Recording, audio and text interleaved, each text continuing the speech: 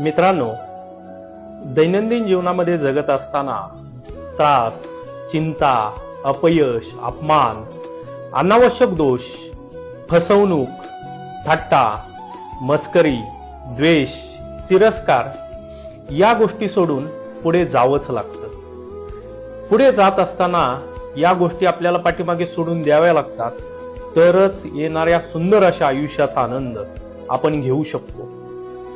क्षणोक्षणी, पावलोपावली आपल्या विपरीत परिस्थितीमध्ये अशी काही माणसं असतात जे आपल्याला पाठीमागे खेचायचा प्रयत्न करत असतात.